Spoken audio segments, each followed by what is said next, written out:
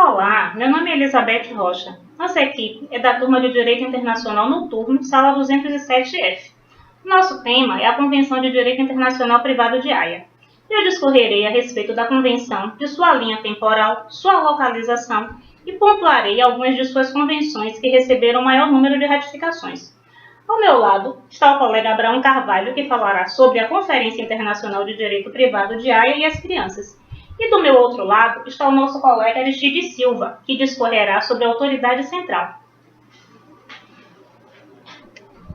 Então, o que é a Convenção de Direito Internacional Privado de Haia? É uma organização mundial intergovernamental que conta com mais de 60 Estados-membros que representam todos os continentes. Além de mesclar diversas tradições jurídicas, desenvolve e oferece instrumentos jurídicos multilaterais que correspondem às necessidades mundiais. Um crescente número de Estados não membros está aderindo às convenções de Haia e atualmente mais de 120 países participam dos trabalhos na conferência. Em termos de lapso temporal, a conferência celebrou sua primeira reunião em 1893, por iniciativa de TNC-Acer, Prêmio Nobel da Paz, tornando-se uma organização intergovernamental permanente na década de 50, após a entrada em vigor do seu estatuto. O maior objetivo da organização é que, apesar das diferenças entre os sistemas jurídicos, pessoas, tanto físicas como jurídicas, possam se beneficiar de um elevado grau de segurança jurídica. Sua localização. A conferência está localizada em Haia, Centro da Justiça Internacional. As atividades da conferência são coordenadas por uma secretaria multinacional, um escritório permanente. Os idiomas de trabalho da organização são o francês e o inglês, e a organização é financiada principalmente por seus Estados-membros. Seu orçamento é aprovado anualmente pelo Conselho de Representantes Diplomáticos dos Estados-membros e, além disso, a organização busca e recebe também recursos financeiros de outras fontes para projetos especiais. Em se tratando de suas convenções, a conferência entre 1951 e 2005 adotou 36 convenções internacionais e a aplicação prática de muitas delas é revista regularmente por comissões especiais. Inclusive, mesmo quando não ratificadas, as convenções ainda assim influem nos sistemas jurídicos dos Estados, membros ou não. Estas constituem também uma fonte de inspiração para esforços de unificação do direito internacional privado. Falemos de algumas das convenções que receberam o maior número de ratificações, que são as que tratam dos seguintes assuntos: citação e notificação no estrangeiro, adoção internacional, obrigações alimentares, reconhecimento de divórcios e a subtração internacional de menores, que está prevista no Decreto 3.413, de 14 de abril de 2000, e é de que falaremos. A conferência, além de tudo, é uma formação e intercâmbio de informação.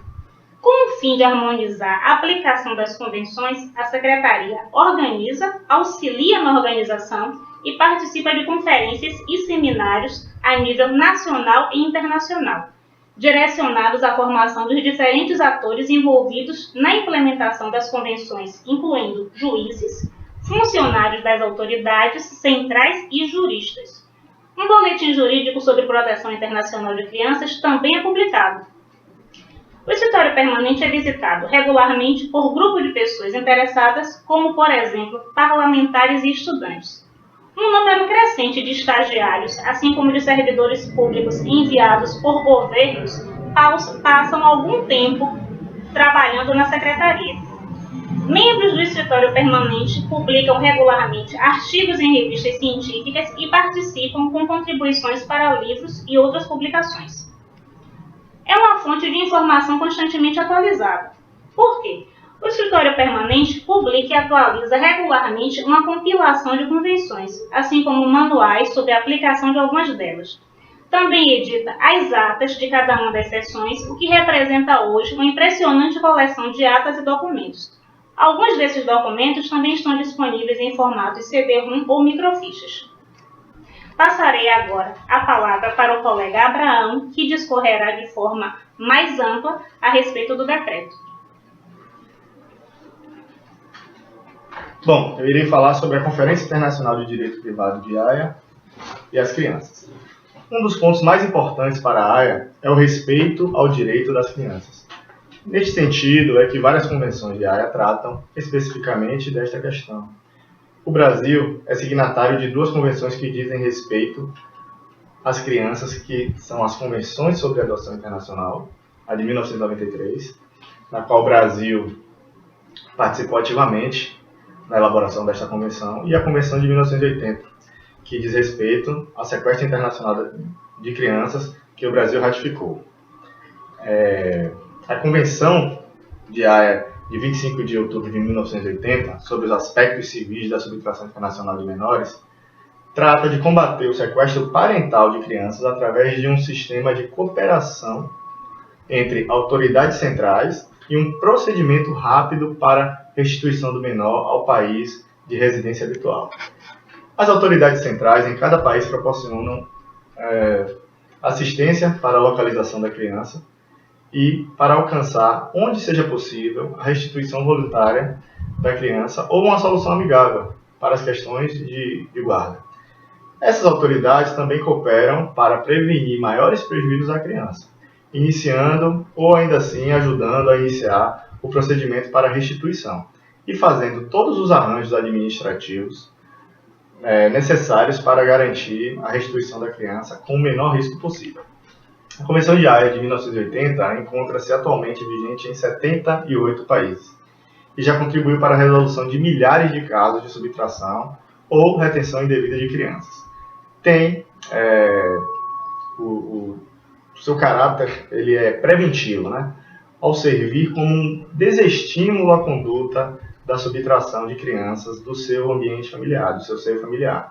Isto ocorre por conta da clareza de sua mensagem de que o sequestro interparental é prejudicial à criança, que tem direito a manter contato com ambos os pais, e a simplicidade de seu instrumento fundamental, que é a ordem da restituição ao país de residência habitual da criança, que deve ser efetuada da forma mais rápida possível.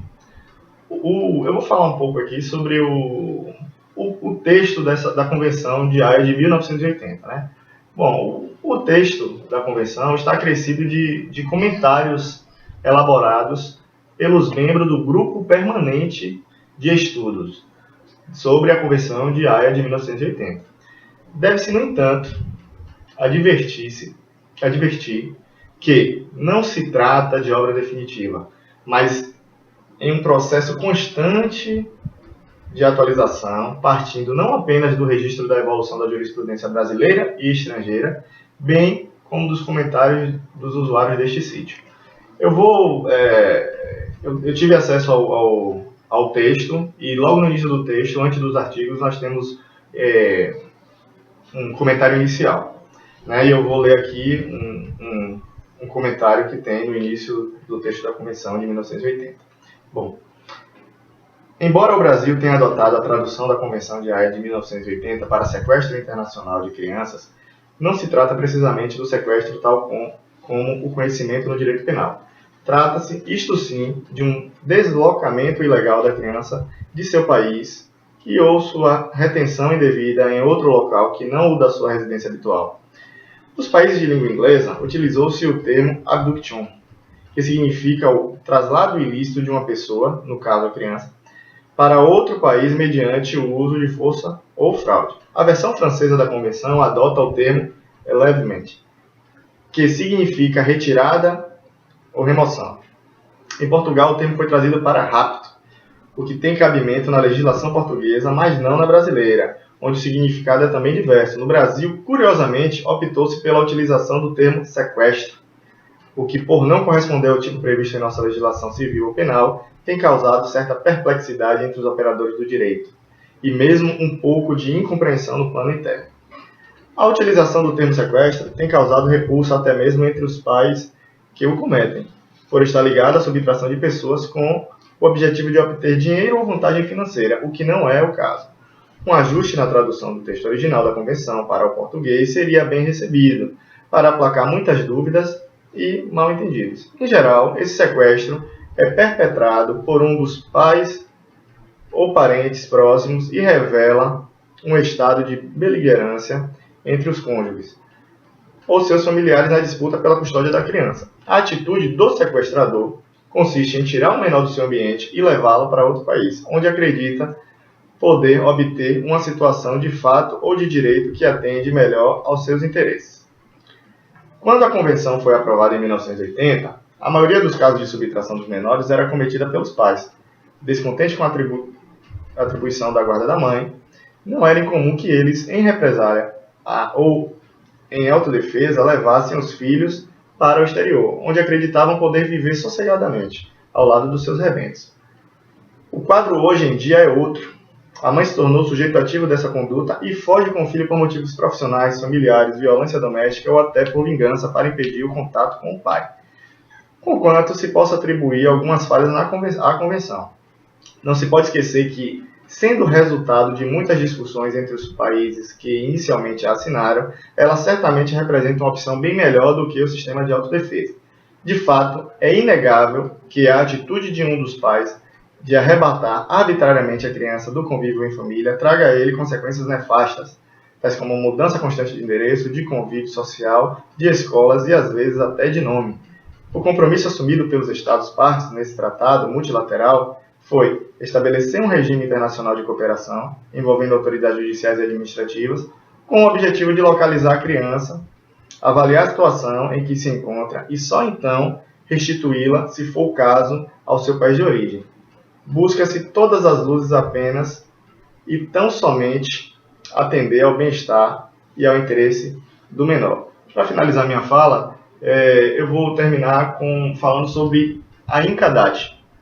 A INCADAT nada mais é do que um banco de dados sobre a subtração internacional de menores. Lá tem disponível, lá você vai ter acesso facilitado a inúmeras decisões judiciais em todo o mundo relativas à aplicação da Convenção de Haia sobre o sequestro internacional de menores. O endereço eletrônico é o www.incadat.com. Agora eu vou passar a palavra para meu colega Ari, que vai falar sobre a autoridade central.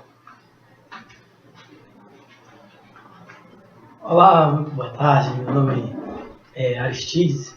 Eu vou falar sobre a autoridade central, certo? A autoridade central é um órgão da Secretaria Especial dos Direitos Humanos, a SEDH, da Presidência da República, que atua como autoridade central federal, nos termos do artigo 6º da Convenção sobre os aspectos civil do sequestro internacional de crianças, concluída em Haia, em 25 de outubro de 1980, aprovada pelo Decreto Legislativo número 79, de 15 de setembro de 1999, e promulgada pelo Decreto número 3.413, de 14 de abril de 2000. Além disso, a SEDH atua como autoridade central nos termos do artigo 6º da Convenção relativa à proteção das crianças e à cooperação em matéria de adoção internacional. Concluída em Haia, em 29 de maio de 1993, aprovado pelo Decreto Legislativo número 1, de 14 de janeiro de 1999, e promulgada pelo Decreto número 3.087, de 21 de junho de 1999.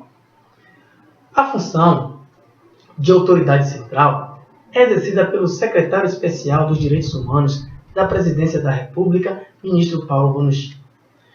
Ocorre a subtração internacional quando uma criança é deslocada ilicitamente de um país em que ela detém residência habitual para outro país. Este ato é considerado ilícito porque a comunidade estrangeira concordaram que o juiz que deve julgar todas as questões relacionadas à guarda da criança é a autoridade competente que detém a mesma residência habitual da criança, pois este juiz está próximo do contexto habitual da criança. Portanto, a Convenção estabelece que os países devem cooperar para o retorno da criança para o seu país de residência habitual, se este for litígio. Atualmente, 90% dos casos de subtração envolvem casamentos de brasileiros com estrangeiros. Portanto, quando este casamento se deteriora, com o retorno da mãe ou do pai para o seu país de origem, trazendo a criança, ocorre assim a subtração. Recentemente, houve um caso onde a brasileira Carla Albuquerque, moradora da Flórida, casada com um americano, tentava fugir com sua filha, Amy Galvin, alegando sofrer agressões físicas por parte do marido, porém, neste caso em específico, não se enquadrava na Convenção de Haia de 1980, pois a criança não saiu de seu país residencial habitual. Assim encerramos nossa apresentação. Somos alunos do curso de Direito, da disciplina de Direito Internacional, noturno, e com isso faço o encerramento de nosso trabalho. Valeu!